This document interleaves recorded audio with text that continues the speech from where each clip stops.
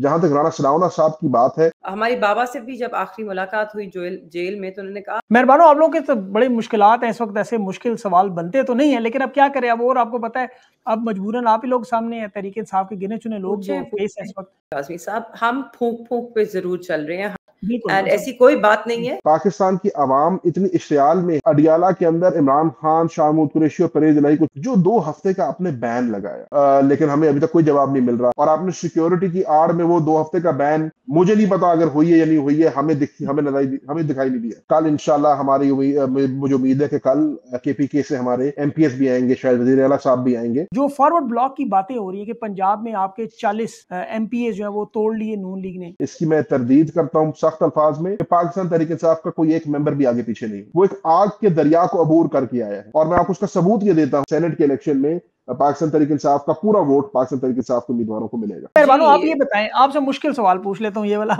लेकिन शायद अफरीदी का मामला हो, लेकिन सारा फोकस उधर चला जाता है। जब अभी डोनाल्ड लू का देखें हियरिंग का मामला था, ये इतना बड़ा केस था।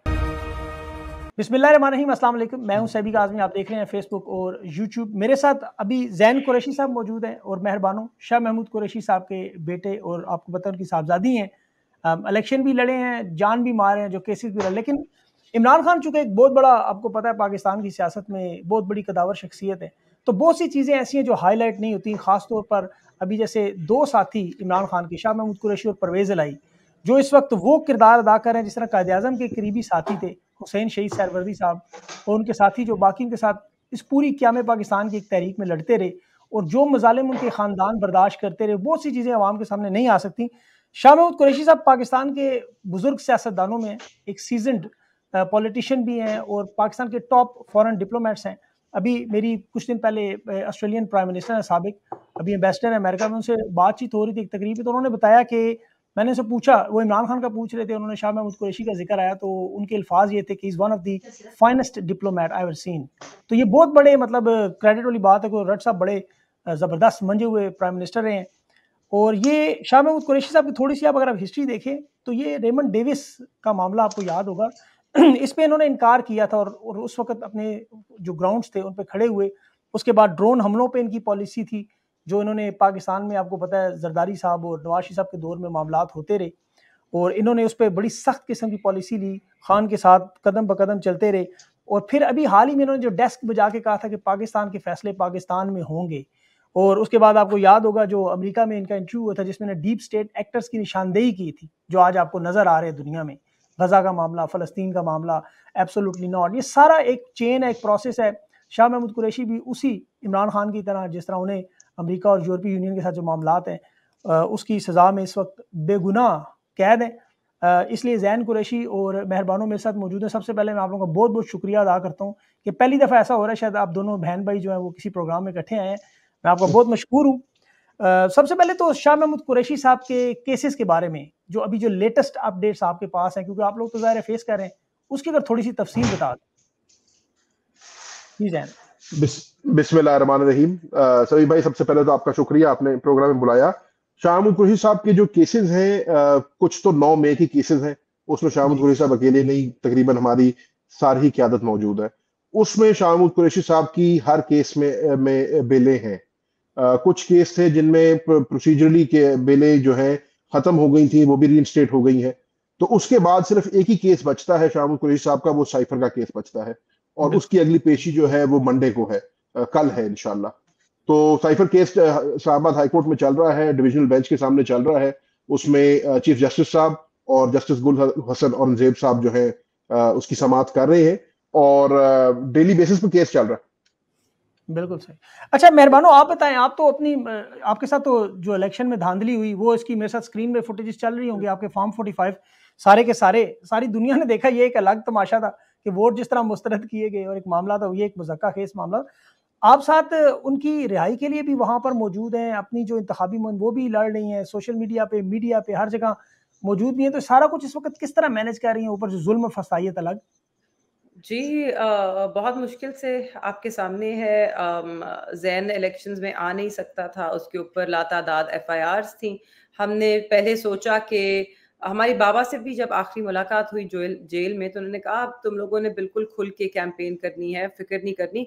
अब ज़ैन को कहा कि तुम एक कैंडिडेट हो, और तुम्हें तुम्हारा कैंडिडेट होना जो जमहूरियत के कुछ तकाजे हैं वो प्रोटेक्ट करेंगे, वो आपको कुछ नहीं कह सकेंगे, तो आपने खुल के अपनी कैंपेन करनी है और मैदान में निकलना है। तो हमने कहा जी बिल्कुल, और हमने ऐसे ही किया। हम दोनों ने जब हम गए अपनी कैंपेन, 12 दिन की कैंपेन थी सिर्फ, क्योंकि वक्त ही इतना कम मिला, हमने अपनी कैंपेन इकट्ठे शुरू की एक जलसे से, क्योंकि 151 जो है वो एक ऐसा हल्का है जो ज़ैन का हल्का हुआ करता था। मैं था कह रही हूँ, उसको पसंद नहीं आएगा। ज़ैन वहाँ से उम्मीदवार थे, वहाँ से जीते थे। उन्होंने फिर बाय इलेक्शन में मुझे वहाँ से खड़ा किया, मगर उनका भी एक लगाव है उस हल्के से, हल्के के लोगों का उनसे लगाव है। तो हमने कहा यहाँ से इब्तिदा करते हैं इकट्ठे। मेरी भी कैंपेन की, आपकी भी कैंपेन की, बेसिकली तहरीक-ए-इंसाफ की कैंपेन की। तो वहाँ से हमने इब्तिदा की, एक छोटी सी हमने कन्वेंशन कॉर्नर मीटिंग ही रखी थी 150 बंदे की, मगर जब हम वहाँ पहुंचे तो वहाँ पे 1000 से ज्यादा लोग चलते चले आए, क्योंकि लोग भी तरसे हुए थे कि वो अपने तहरीक इंसाफ के नुमाइंदे उनके पास आए और वो भी खुल के निकले। तो उसके बाद मगर जो हुआ वो हम वहां से खत्म ही हुआ था मेरे ख्याल में, हम वहां से निकले, ज़ैन अंदर भी नहीं आया चाय के लिए, वो वहां से निकला और छापे, गिरफ्तारियां। शाम 7 बजे तक मैं जहां भी जा रही थी मुझे लोग कहते कि जी हमें फ़ोन कॉल आई है, हमें धमकियां आ रही हैं। तो ये वो माहौल था कि जिसके अंदर हमने कैंपेन की और फिर हमने फैसला किया कि ज़ैन कैंपेन नहीं करेंगे, क्योंकि अगर तो इसी तरह छापे बरकरार रहे ज़ैन के लिए तो खौफ व हरास और फैलेगा हल्के में। तो ज़ैन ने अपनी पूरी कैंपेन कुर्बान की। मैंने ग्राउंड पे कैंपेन की, इसको हमने टिकटॉक और सोशल मीडिया तक महदूद कर दिया और वहाँ पर ज़ैन ने भरपूर कैंपेन की, जो स्पेस मिला वहाँ पे हमने की। उसके बाद केसेस थे, ज़ैन वहाँ पे भी नहीं पेश हो सकता था, क्योंकि अब तो उसके लिए एक तलाश चल रही थी पूरे पाकिस्तान में पकड़ने के लिए। तो बड़ी मुश्किल से, मगर उस वक्त फोकस कर लिया कि बस अभी सिर्फ इलेक्शन है। आप यकीन जाने मैंने घर तक फोन नहीं करती थी मैं अपने बच्चों का पता करने कि, क्योंकि अगर कोई बंदा घर फोन करता है मुश्किल वक्त में ना, तो फिर बंदा कमजोर पड़ जाता है। तो मतलब सब कुछ भूल गए, सब कुछ छोड़ दिया, सिर्फ और सिर्फ एक कैंपेन थी, इलेक्शन थी और दिन रात दुआ थी कि हमें साइफर केस में मेरे वालिद को और खान साहब को इंसाफ मिले, जो कि ना हुआ। उसके बाद आपके सामने है सब कुछ। आज मैं अब अरसे के बाद आई हूँ कराची। आपकी जब मुलाकात होती है शाह महमूद कुरैशी साहब से, जाहिर है आपकी परफॉर्मेंस तो उन्होंने देख ली है कि जिस तरह आपने जान मारी, वो रात गए, नताइज भी देखते रहे आप लोगों के, और उन्हें यकीन था कि आप जीते हुए, सारे पाकिस्तान को पता था। ये तो सुबह गड़बड़ हुई। अब जब आप उनसे मिलते हैं तो क्या बातें क्या होती हैं, ज्यादातर क्या डिस्कशन होती है? मेरी तो 3 हफ्तों में मुलाकात नहीं हुई। जो हमारी आखिरी मुलाकात थी, मैं उसके लिए नहीं गई क्योंकि मैं हल्के में थी, मैं लोगों का शुक्रिया अदा करने गई थी क्योंकि काफ़ी वक्त हो गया था। ज़ैन की और मेरी वालदा की, मेरी बहन की उनसे मुलाकात हुई। मैं तो तरस गई हूँ उनसे मिलने को। आज कल 3 हफ्ते हो जाएंगे पूरे। तो ज़ैन आपको बता सकते हैं। जी, अच्छा ये बताएं ज़ैन, आप जो आपका तो पार्लिमानी लीडर का जो नोटिफिकेशन है वो अभी जारी होना था, मतलब आप तो इस वक्त जाहिर है फ्रंट रनर हैं, आप तो आपका हक बनता है, इस वक्त पार्टी भी आपके साथ है, तो ये आपका क्यों नहीं नोटिफिकेशन जारी हो रहा? नोटिफिकेशन के लिए बेसिकली हमारी जमात में हमारे चेयरमैन ने खत लिख दिया है स्पीकर साहब को, जो कि तरीकाकार होता है कि पार्टी चेयरमैन से नॉमिनेट किया जाता है पार्लियामेंट्री लीडर भी और अपोजिशन लीडर भी। तो वो हम दे चुके हैं उनको नाम। मुझे कोई मुसद्दका इतलात नहीं है, लेकिन जो सुनी सुनाई बात है उस पर गालिबन मुस्लिम लीग नून ने इतराज किया है SIC के होने पे और हमारा SIC के मेंबर्स होने पे। तो इसलिए स्पीकर साहब ने गालिबन ये मैटर जो है AG साहब को भेजा है और AG साहब की ओपिनियन दरकार है इसके अंदर। बदनसीबी की बात यह है कि या तो हम SIC के मेंबर हैं जिसकी वजह से आपने हमें निश्चितें रिजर्व सीट्स हमारी नहीं दी, या हम SIC के मेंबर नहीं हो और हमें हमारी निश्चितें मिलनी चाहिए। ये दोहरा मियार नहीं हो सकता कि जहां आपको सूट करे वहां हमें SIC के खाते में डाल देते हैं और जहां आपको ना सूट करे वहां आप SIC को तस्लीम करने से इनकार कर देते हैं। तो बदकिस्मती है ये, जहां मुफाहमत की बात की जा रही है, जहां रिकंसिलिएशन की बात की जा रही है, जहां मुल्क को आगे चलाने की बात की जा रही है, जहां पार्लियामान में फैसले करने की बात की जा रही है, तो ये पार्लियामानी निजाम की 2 मेन अकाइयां हैं कि लीडर ऑफ द ऑपोजिशन और पार्लियामेंट्री लीडर दोनों का इंतखाब होना चाहिए और उनको अपना जमहूरी किरदार अदा करना चाहिए, और हमें उससे महरूम रखा जा रहा है। बिल्कुल। आप लोगों के लिए तो बड़ा मुश्किल है कि एक तरफ तो रिकंसिलिएशन की बातें हो रही हैं, मुफ़ाहिमत की बात हो रही है, दूसरी तरफ बेगुनाह आपके वालिद साहब भी जेल में हैं, इमरान खान भी जेल में हैं, परवेज़ इलाही भी जेल में है। तो इस सूरत-ए-हाल में आपको मुफ़ाहिमत होती नज़र आती है कि ये जेन्युइन है कि ये वैसे ही एक लॉलीपॉप दिया जा रहा है? देखिए, सिर्फ मेरे वालिद साहब या बानी चेयरमैन या परवेज इलाही साहब नहीं, हमारे हजारों कारकुनान जेल में हैं, खवातीन जेल में हैं, नौजवान जेल में हैं, क़यादत। ज़ईफ़ बुजुर्ग लोग जेल में हैं, क़यादत का दीगर लोग जेल में हैं। तो जेल में होना एक बात, इनका इनके कॉल और फेल में हमेशा तज़ाद रहा है।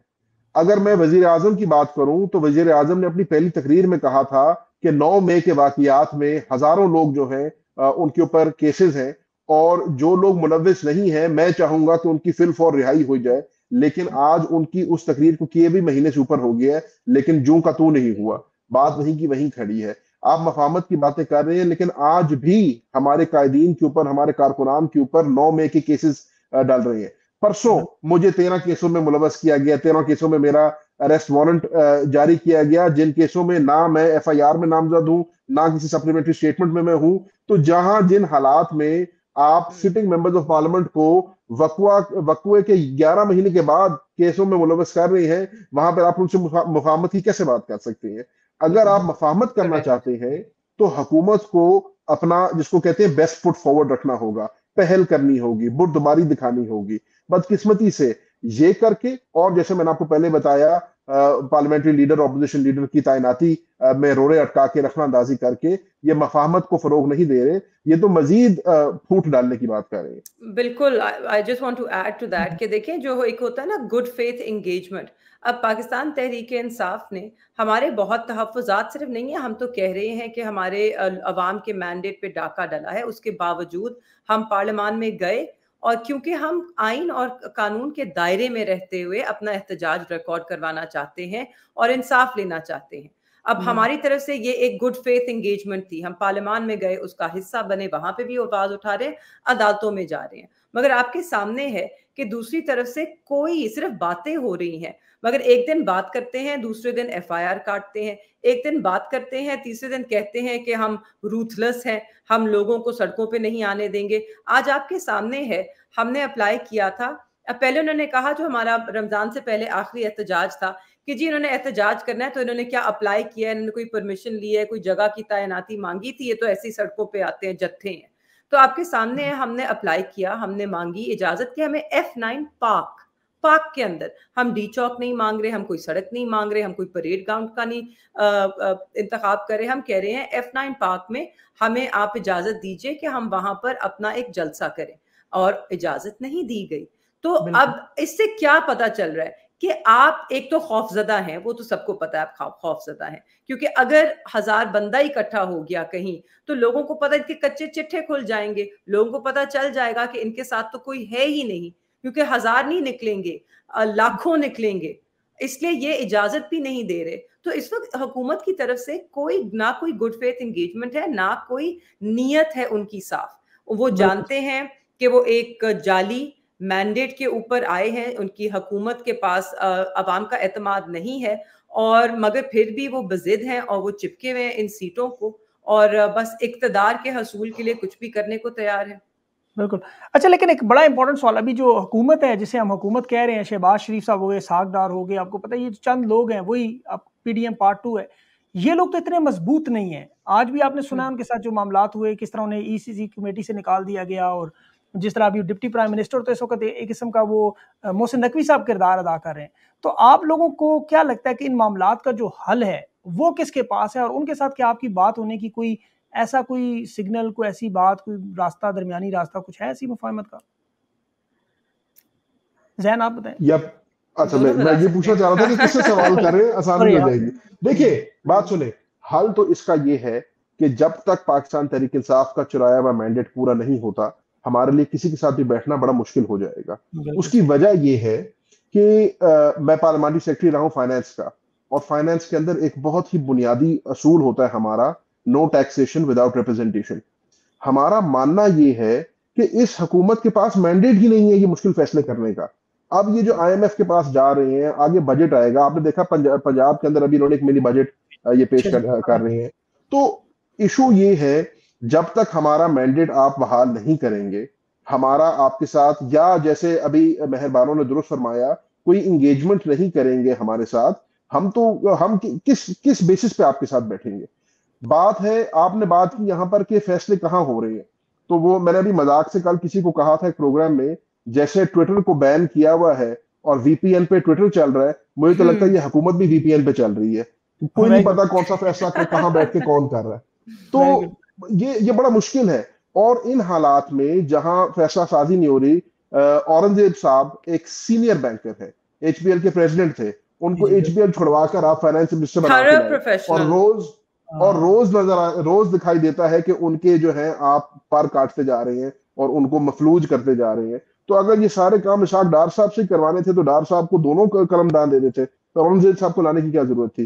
तो हुकूमत भी मुझे बहुत कंफ्यूज दिखाई देती है, उनकी अपनी डिसीजन मेकिंग एबिलिटी भी जो है मुझे बड़ी हैंडीकैप दिखाई देती है। इन हालात में जो पाकिस्तान के माशी हालात हैं, मेरे ख्याल से इनको उनके साथ दो चार जब होंगे तो बड़ी मुश्किल पेश आएगी। बिल्कुल सही। मेहरबानो, आप लोगों के तो बड़ी मुश्किलात हैं इस वक्त, ऐसे मुश्किल सवाल बनते तो नहीं है, लेकिन अब क्या करें, अब और आपको पता है अब मजबूरन आप ही लोग सामने हैं, तहरीक इंसाफ के गिने चुने लोग जो फेस है इस वक्त। अभी जो इस वक्त सबसे बड़ा कुछ मामलात ऐसे हैं जिसपे तहरीक इंसाफ की खामोशी नजर आ रही है, या उस तरह एहतजाज, या जिस तरह आप लोग अपनी एक कैंपेन चलाते रहे, जान मारते रहे, जैसे मसलन परवेज इलाही साहब हैं, अभी उनके ऊपर आपको पता जो जेल में गिरने का, या जो बैरिस्टर सैफ कह रहे थे तशद्दुद होने का मामला था, FIR, राना सनाउल्लाह ने बयानात दिए इमरान खान के वजूद के बारे में, और ये बड़ा खतरनाक मामला था, 2 दफा दिए। उससे पहले उनकी पार्टी की जो एक लीडरशिप वो बता रही है कि वो इमरान खान को माइनस करना चाहते हैं। आपकी तरफ से उस लेवल का कोई प्रोटेस्ट जो नजर आना चाहिए वो नजर नहीं आया, तो इसकी क्या वजह है? मैं आपको बताती हूँ काज़मी साहब, हम फूंक-फूंक पे ज़रूर चल रहे हैं, हम मशावरत के साथ पूरी जमात को इकट्ठे लेके, क्योंकि देखिए जब खान साहब बाहर थे, तो एक सिंगल पॉइंट था कि ये डिसीजन मेकर है। उन्होंने फैसला करना होता था, एक बंदे का फैसला था, बाकी सब उसकी तायीद करते थे, उसमें अपना हिस्सा डालते थे। इस वक्त हमने हमारी कोशिश है कि जो हमारी लीडरशिप है उनकी कोशिश है कि वो पूरी जमात को कलेक्टिव विजडम के साथ लेके चलें।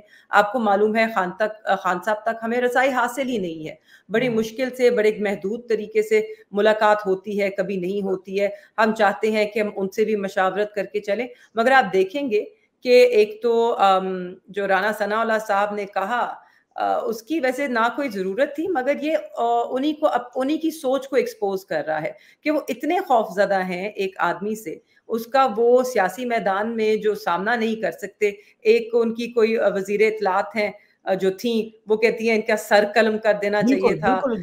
एक कहते हैं कि इनको ख़त्म कर देना चाहिए है। तो चाहते तो वो यही है, क्योंकि जब तक खान है इनकी सियासत तो ख़त्म है। मगर अब ये नहीं जान पा रहे कि इनकी सियासत जो है ना, अब कोई भी हो, इनकी सियासत खत्म हो चुकी है, जिस तरह के इन्होंने इक़दामात उठाए हैं। और उसके बाद बाकी जो है परवेज़ इलाही साहब का भी जो केस है, हमें बड़ी तशवीश है, हम सबको बड़ी तशवीश है, और आप देखेंगे कि आने वाले दिनों में हम इसको ज़रूर इस मौजू को उठाएंगे और एक मुनज़्ज़म तरीके से सबके साथ मशावरत करके और इकट्ठे इसके ऊपर हमारी काफ़ी डिस्कशंस भी हुई हैं।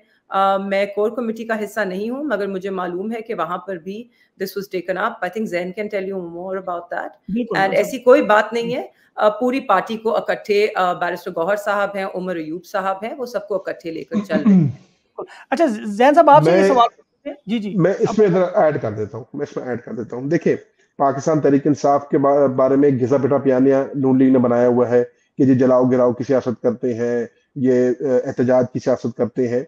जब हम इस पार्लियामान में आए थे तो हमने ये फैसला किया था कि रिस्पॉन्सिबल अपोजिशन का रोल अदा करेंगे, और मेरे समझने में बहुत हद तक हम अभी भी उसी इरादे को लेकर चल रहे हैं। हम कोई ऐसा जो है जज्बाती फैसला नहीं करना चाहते, हर फैसले को बड़ा सोच समझ के, और क्योंकि पाकिस्तान की आवाम इतनी इश्तियाल में है, पाकिस्तान तहरीक इंसाफ का वोटर जो है वो समझता है कि उसका मैंडेट की इतना बड़ा डाका डला है, हमारे ऊपर जो रिस्पॉन्सिबिलिटी और जिम्मेदारी है वो दुगनी हो जाती है। तो हमें जो भी रद्द अमल देना है वो बड़ा सोच समझ के देना है। लेकिन मैं सिर्फ इतना कहना चाहूंगा, जहां तक राना सनाउल्लाह साहब की बात है, तो उनके बयान की जितनी मजम्मत की जाए वो कम है।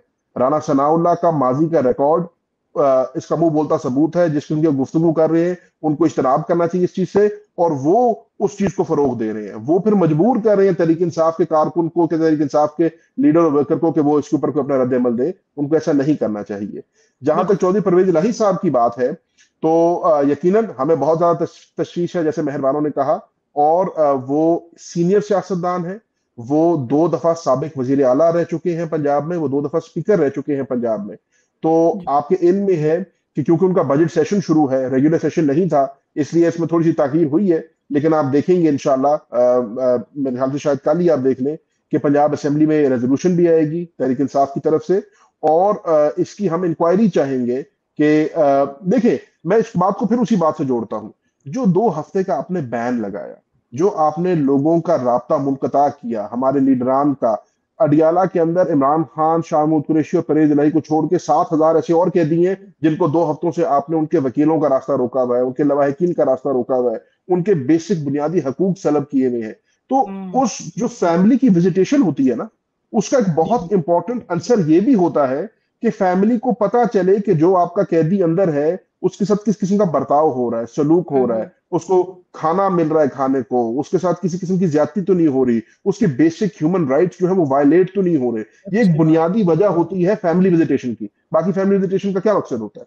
तो आपने 2 हफ्तों से वो भी रोक दिया। अब चौधरी परवेज इलाही साहब का मान लेते हैं कि वो बाथरूम में अगर स्लिप किए हैं और स्लिप करने से उनकी पसलियां जो है वो फ्रैक्चर हुई हैं, इस उम्र में, इतनी ज़ईफ उम्र में, उनको ऑब्वियसली मेडिकल अटेंशन दरकार है, उनको उनकी फैमिली की सपोर्ट दरकार है, और आपने ये बैन लगा दी है। अब असूलन तौर पर आज ये बैन लिफ्ट होना चाहिए था। कल हमारा मंडे है और हमारा विजिटेशन डे होता है। जो हफ्ते वाले दिन परवेज इलाही साहब की विजिटेशन होती है, मंडे वाले दिन हमारी होती है, और ट्यूसडे वाले दिन खान साहब की होती है। अभी तक मैंने जेल अथॉरिटी से राब्ता करने की कोशिश की, पूछने की कोशिश की कि क्या कल हमें मिलने की इजाजत होगी, लेकिन हमें अभी तक कोई जवाब नहीं मिल रहा। अभी भी इसमें बहुत अभाम है।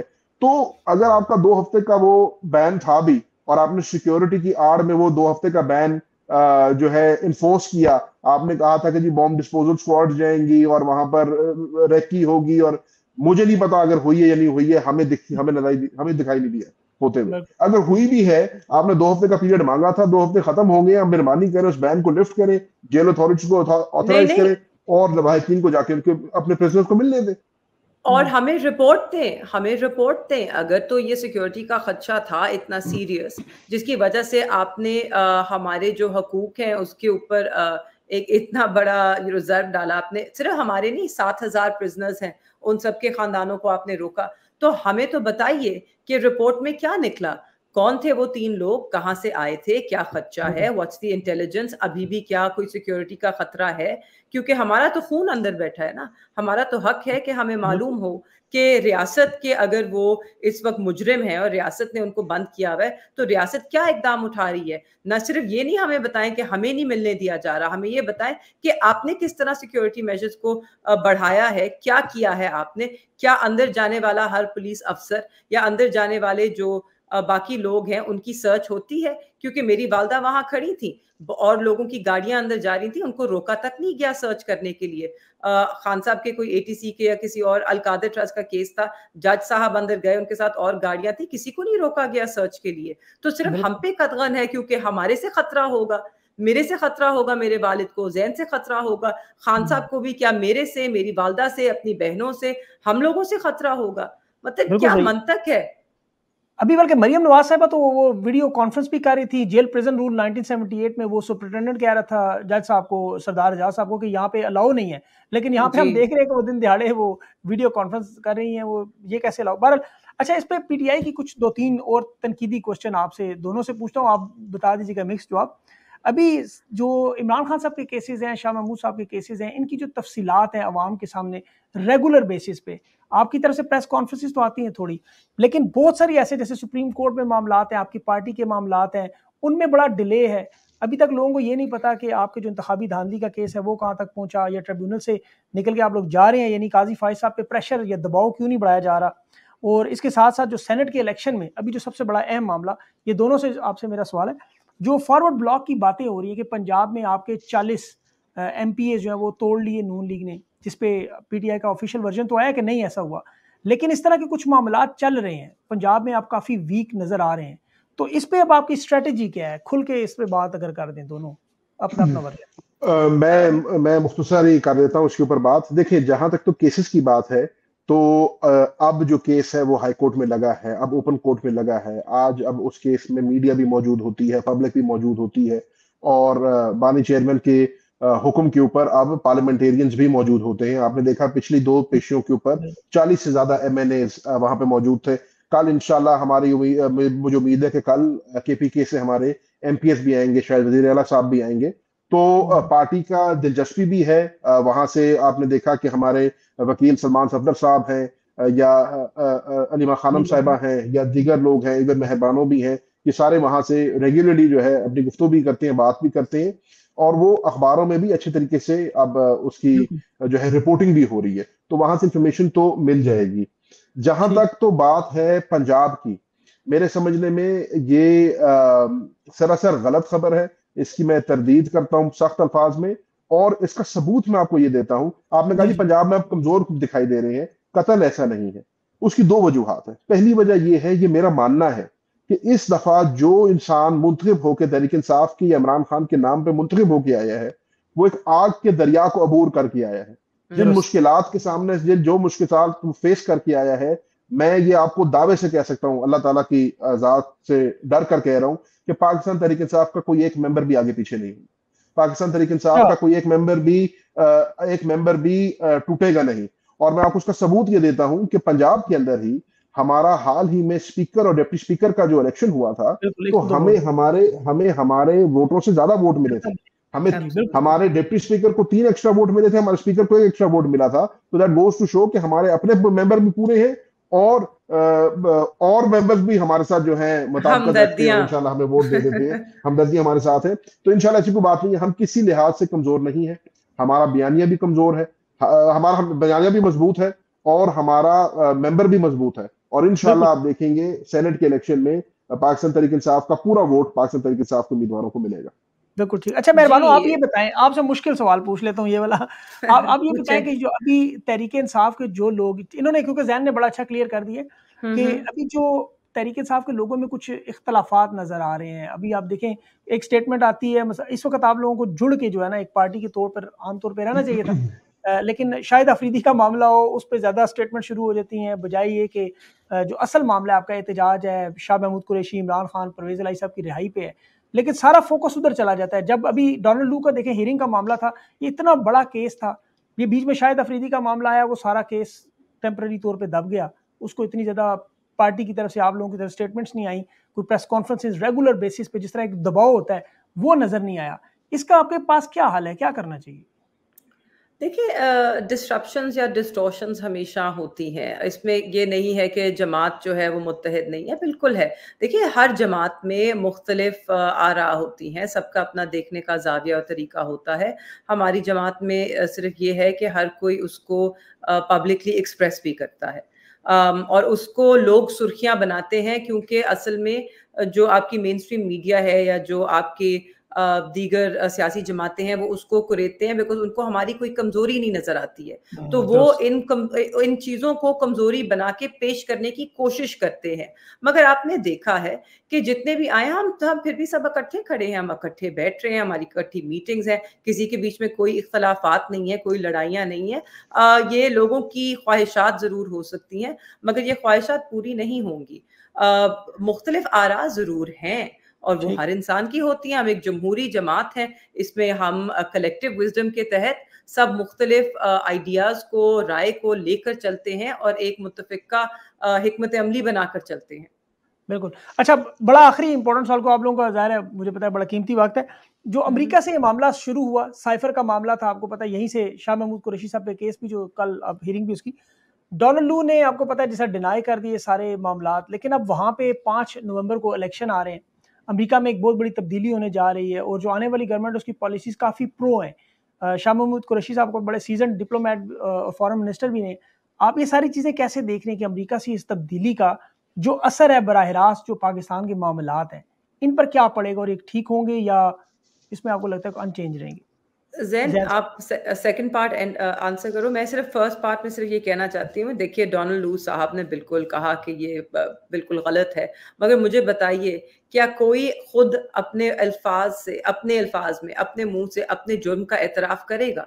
नहीं करेगा। आपको फोकस तो ये करना चाहिए है कि जो गुफ्तगू हुई उस फॉरेन रिलेशंस कमेटी में, जिस तरह के सवालात उठाए गए, वो किस बात की अक्कासी करता है कि अमेरिकन कांग्रेस में जो गुफ्तगू हो रही है और जो उनके रिप्रेजेंटेटिव्स हैं, जिस तरह के वो सवाल पूछ रहे थे, वो तो आपको बताते हैं व्हाट दे आर थिंकिंग और वो आपस में क्या बातें कर रहे हैं। डोनाल्ड लू साहब की टेस्टिमनी अपनी जगह, उन्होंने अगर किसी चीज से लाताल्लुकी इजहार किया, वो तो उनका बनता था। जैसे आपके सामने हमें थोड़ा ताज्जुब है कि यूरोपियन यूनियन ने जो अपनी रिपोर्ट है इलेक्शंस पर, वो उन्होंने ईसीपी को दे दी है कि ईसीपी पब्लिश करे। और मुझे तो हंसी आ रही है कि कौन अपने गुनाह की जो गुनाह का पर्चा कच्चा छिट्टा है, कौन खुद पब्लिश करता है? तो it's just one of those. मैं इसमें सिर्फ इतना ऐड करूंगा कि देखें, किसी भी महज़ब मुल्क में, किसी भी जमहूरी मुल्क के अंदर पार्लियामान जो है वो अफजल होता है, पार्लियामान की ताकत होती है। और अमेरिका के अंदर, क्योंकि अमेरिकन सिस्टम को आप भी बड़ी करीबी से देखते हैं, हमने भी देखा है, हाउस फॉरेन रिलेशंस कमेटी जो होती है ना जी, वो एक बड़ी संजीदा और बड़ी सीरियस प्लेटफॉर्म होता है, जहां पर जो रिप्रेजेंटेटिव्स होते हैं वो किसी भी सरकारी मुलाजिम को बुलाकर और उसकी जांच पड़ताल कर सकते हैं या उससे सवाल जवाब कर सकते हैं। तो इसमें जैसे मेहरबानों ने दुरुस्त कहा, देखना ये है कि किस नौयत के सवाल हुए, उन सवालों के पीछे जवाब क्या था। पाकिस्तान के इलेक्शनों के ऊपर उन्होंने बड़ा बड़ा खदशा जाहिर किया। उन्होंने वही बात की जो पाकिस्तान तहरीक इंसाफ करती है कि 8 फरवरी को होने वाले इलेक्शन के अंदर डिस्क्रिपेंसीज बहुत सारा थे, बहुत सारे ऐसे सवालात हैं जो अभी भी अनआंसर्ड चले गए हैं। मीडिया का ब्लैकआउट होना, इंटरनेट का बंद होना, स्लो डाउन होना, एक सियासी जमात को निशाना बनाया जाना, प्री इलेक्शन उनके ऊपर जिस किस्म का जुल्म और तशद्दुद होना, जिसकी फसायत का एक को आपने उजागर किया उन्होंने। तो ये सारी चीजें जो है ये वही बात हो रही है जो हर आम पाकिस्तानी भी कर रहा है। मैंने तो बल्कि ये भी कहा था कि काश हमारे मुल्क में ऐसा निजाम होता कि कौमी असेंबली के अंदर हम बुलाकर पूछ सकते लोगों से। तो मैं तो चाहता कि चीफ इलेक्शन कमिश्नर साहब को दावत दी जाती कि वो कौमी असेंबली के सामने पेश हो और हम भी एक इस किस्म की कमेटी बुलाएं और पूछे कि ये फॉर्म 45 और 47 का माजरा क्या है। बट अनफॉर्चुनेटली हम अमेरिका पे तो फोकस कर रहे हैं, लेकिन जो हमारे अपने मुल्क के अंदर हो रहा है उस पर हम फोकस नहीं कर रहे। हमें हम कहते जरूर हैं कि पार्लियामान को मजबूत करते हैं, हम कहते जरूर हैं कि सबसे हाईएस्ट लॉ मेकिंग बॉडी जो हमारे मुल्क में है वो कौमी असेंबली पाकिस्तान की है, लेकिन उस बॉडी को हमें खुद ये ताकत देनी होगी और उसको जो है इन लोगों को उस बॉडी के आगे जो है उसकी पावर को तस्लीम करवाना होगा। ख्वाजा आसिफ साहब ने कोशिश की अभी, वो ख्वाजा आसिफ साहब ने बात की कि वो जनरल बाजवा और जनरल फैज को बुला के पूछना चाहते हैं, लेकिन खुद उनकी अपनी हुकूमत ने डिनाई कर दिया। तो मेरा नहीं ख्याल कि शायद इस काबिल हो कि ये कोशिश करें। चले, अच्छा स्टेप है ये। उन्हीं के साथ साथ चीफ इलेक्शन कमिश्नर साहब को भी बुला ले। बिल्कुल, वो बिलावल भुट्टो साहब ने कहा था ना, वो काम पे टांग रही हैं। जी जी बिल्कुल, वो चीफ इलेक्शन कमिश्नर साहब आपको पता है अमेरिका रशिया में, मैं आपको बताऊं, माशाल्लाह रशिया में उनके इलेक्शंस तो मशहूर हैं, 80% वहां करवाए हैं। अब नेक्स्ट वो नरेंद्र मोदी के इलेक्शन हो रहे हैं 2 अप्रैल को, तो वो सुना है वहां भी शायद उनको ऑफर की गई है बुलाने की, क्योंकि उनके साथ भी दिल्ली में वही हो रहा है मामला जो आपके साथ। मैं बस एक जुमला कहना चाहती हूँ। जो हम पार्लियामान की बात कर रहे थे ना, जो आपका कॉन्स्टिट्यूशन है, उसका प्रीएम्बल है, क्या लिखा है उसमें? Sovereignty belongs to Allah, to be exercised by the chosen representatives of the people, therefore it is a parliament। तो जब पार्लियामान में चोजन रिप्रेजेंटेटिव्स ही नहीं बैठेंगे तो पार्लियामान की साख ही क्या बचेगी? आपने तो कॉन्स्टिट्यूशन को शायद पढ़ा ही नहीं, समझा ही नहीं, उसकी स्पिरिट की नफी कर रहे हैं आप। बिल्कुल। अच्छा, आपके मेहरबानों जो केस है, आपके जो धांधली का मामला है, ये ट्रिब्यूनल में भी लगा हुआ है या आप इससे नहीं जी, इंशाल्लाह इस आने वाले हफ्ते में हम इसको ट्राइब्यूनल में भी लेकर जा रहे हैं। हमारे साथ तो हम इंतजार कर रहे थे कि ईसीपी में शायद ज़मीर जागे, इंसाफ हो, मगर अब हमें लग रहा है कि वहाँ पे सिर्फ डिलेइंग टैक्टिक्स हैं। 21 तारीख के लिए मेरा जो अपील है उसकी हियरिंग लिस्टेड थी। पिछले हफ्ते उन्होंने किसी भी जवाब, किसी भी एक्सप्लेनेशन के बगैर जो है डीलिस्ट कर दिए 19, 20, 21 सारे तीनों दिन के केसेस को। अभी तक कॉज लिस्ट नहीं नई जारी की, हमें मालूम नहीं है when it will be taken up. मुझे उम्मीद है इस हफ्ते, क्योंकि मेरा जो केस है अब उसके अंदर अब इट्स राइप फॉर आर्ग्यूमेंट्स, कोई आए बाएं शाएं की गुंजाइश नहीं बची। तो अब मेरे वकील सजील स्वाति साहब वो आर्ग्यूमेंट्स पेश करेंगे, और आर्ग्यूमेंट्स तो बहुत ठोस हैं, सबूत भी है। तो देखिए पता नहीं कहाँ से कौन सी पतली गली निकाली जाती है, मगर हम इलेक्शन ट्राइब्यूनल में भी जा रहे हैं अगले हफ्ते। पाकिस्तान तहरीक इंसाफ के मेजॉरिटी सबकी ट्राइब्यूनल्स की पिटिशंस जो हैं वो तैयार हैं, काफी सारे लोग हैं ट्राइब्यूनल्स में, और बाकी कुछ जो इंतजार कर रहे थे ईसीपी का, क्योंकि हमारी जो अब विंडो है ट्राइब्यूनल की वो अब कम छोटी होती जा रही है। तो अब हम सब आप देखेंगे ट्राइब्यूनल में बहुत से केसेस रजिस्टर। लेकिन ये कलेक्टिवली ये सारे केसेस लेके सुप्रीम कोर्ट में हामिद खान साहब जैसे कोशिश कर रहे थे, उस तरह आपको नहीं जाना चाहिए कि एक बड़े के, ताकि काजी साहब का भी किरदार जरा खुल के सामने आ जाता कि अदालतें कहाँ खड़ी हैं। देखिए उसमें हमें स्टेप बाय स्टेप जाना होता है ना, नहीं स्टेप बाय स्टेप जाना है। सबसे पहले हम इलेक्शन कमीशन के पास गए। अब असूलन तौर पर जैसे मेहरबानो कह रही हैं 21 को केस लगना चाहिए था, उनको इसको किसी मंतकी अंजाम तक पहुंचाना चाहिए था, उसकी बेसिस पे हमें ट्राइब्यूनल जाना चाहिए था। मेरे समझने में, मेरी नाकिस राय में 21 को जो इन्होंने डीलिस्ट केस किया उसकी वजह ये थी कि ट्राइब्यूनल की डेट गुजर जाए और शायद ये वाला एक एवेन्यू उनके पास बंद हो जाए। तो पहले इलेक्शन कमीशन के पास गए, उसके बाद ट्राइब्यूनल में जाएंगे। अगर हमें वहां से रसाई ना मिली तो हमारे पास ऑब्वियसली हाई कोर्ट और सुप्रीम कोर्ट दोनों के फोरम मौजूद है, और इंशाल्लाह हम हर फोरम पर जाएंगे जहां से हमें इंसाफ मिलने की उम्मीद है।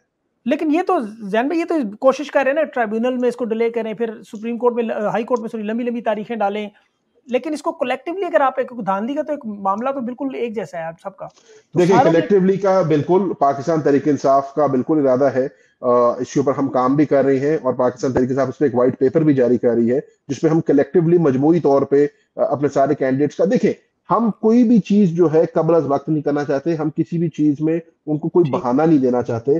तो हमने अपना पूरा तैयारी करके पूरे फॉर्म 45 इकट्ठे करके कैंडिडेट्स को बिठा के प्रिजाइडिंग ऑफिसर्स वगैरह से उनकी बयान हल्फी वगैरह लेके अब स्टेप बाय स्टेप चल रहे हैं। इंशाल्लाह आप देखेंगे इस हफ्ते के अंदर अंदर ट्राइब्यूनल्स में भी आपको केसेस जाते नजर आएंगे, पीटीआई की तरफ से एक कलेक्टिव एफर्ट भी नजर आएगा व्हाइट पेपर की शक्ल में। और जैसे इमाम खान साहब ने हमें कहा कि इस मैंडेट जो हमारा चोरी किया गया है उसकी बहाली के लिए हम हर मुमकिन कोशिश करेंगे। बिल्कुल सही। अच्छा, आखिरी सवाल आप लोगों से, ये 30 मार्च को आपको जलसा हो रहा है, तो उसमें मेहरबानो आप भी मतलब शिरकत करेंगी खवातीन को? ये जलसा फैमिलीज के लिए है या इस पे आपकी स्ट्रेटजी क्या है अभी तक की, ताकि लोगों को पता चल जाए? अभी तो हमने जी इस्लामाबाद हाई कोर्ट से रुजू किया है, क्योंकि आपके सामने है कि हुकूमत ने हमें इजाज़त नहीं दी है, तो हमें उम्मीद है कि हमें इजाज़त मिलेगी। बिल्कुल सही। उसके बाद इंशाल्लाह फिर 30 मार्च को अगर आपका जलसा होता है तो उसमें आप फैमिलीज को इनवाइट करेंगे? एब्सोल्युटली जी, हमने तो जलसा हम सिर्फ फैमिलीज को ही नहीं इनवाइट करेंगे, ये जलसा हर उस जी शऊर पाकिस्तानी के लिए है जो समझता है कि अगर हमने इस मुल्क में जमहूरी इक़्तिदार को फरोग देना है, अगर हमने इस मुल्क में वाकई ही हकीकी आज़ादी पानी है, तो हमें इन चोंचलों से और हथकंडों से बाहर निकलना होगा। हमें मैंडेट जो अवाम का दिया हुआ मैंडेट है उस मैंडेट को तस्लीम करना होगा। और मेरे समझने में अगर ये हमें, और बिल्कुल इजाजत मिलनी चाहिए, ये हमारा जमहूरी हक है, freedom of assembly, freedom of speech, right to assemble, ये हमें पाकिस्तान का आइन जो है हमें ये हक देता है। हम पुरअमन जलसा करना चाहते हैं, हम कोई कानून को हाथ भी देना चाहते, हम एक अपनी जिसको कहते हैं शो स्ट्रेंथ दिखाना चाहते हैं, तो हमें जलसे की इजाजत मिलनी चाहिए। और मैं हर पाकिस्तानी को, खवातीन को, नौजवान को, बुजुर्ग को, भाइयों को, बहनों को, सबको दावत दूंगा कि जलसे में आए, और आपका उस जलसे में आना ये साबित करता है कि आप हकीकी आजादी के हकदार हैं, और आप चाहते हैं कि आपका मैंडेट जो है, जो चुराया गया है, जिसको तस्लीम नहीं किया गया, उसको तस्लीम होना चाहिए। और उसूलन तौर पे फॉर्म 45 के तहत ये फैसले होने चाहिए। आज भी कौमी असेंबली में हमारे समझने में 70 से 80 ऐसी सीटें हैं जो पाकिस्तान तहरीक इंसाफ की होनी चाहिए थी और नहीं है। तो हम अगेन उस हकीकी आजादी के हसूल की खातिर और अपने चुराए हुए मैंडेट को बहाल कराने की खातिर ये जद्दोजहद कर रहे हैं। और इसमें हर पाकिस्तानी ने, जैसे 8 फरवरी को बाहर निकल के वोट दिया था, जिन हालात में, जिस किस्म की फसाइयत का सामना करते हुए पाकिस्तान की अवाम बाहर निकली थी, सलाम है इस अवाम को। मैं चाहूंगा कि वो इस जलसे में भी पुरअमन तरीके से, कानून को हाथ में नहीं लेना, हमने अपने सिर्फ जमहूरी राइट को एक्सरसाइज करना है। हम सबको इसके अंदर शामिल होना चाहिए और एक जॉइंट नैरेटिव देना चाहिए हकीकी आजादी का और हमारे चुराए हुए मैंडेट की बहाली का। बिल्कुल सही, बिल्कुल सही। बहुत बहुत ज़बरदस्त है। आपका बहुत बहुत शुक्रिया दोनों का, आपने ख़ास तौर पर जान किया। मेरा आपने शाह महमूद कुरैशी साहब को सलाम ज़रूर पेश करना है, और क्योंकि वो हमारे लिए अब शाह आप महमूद दुआ कुरैशी करें हमें कल मिलने दें। वफ़ा बने। जी जी, दुआ दुआ किस चीज़ करें की? कल मिलने दें, आपका सलाम पहुंच जाएगा। इंशाल्लाह यस, इंशाल्लाह इंशाल्लाह। बहुत बहुत शुक्रिया, thank you so much. Thank you so much. Thank you, Allah Hafiz.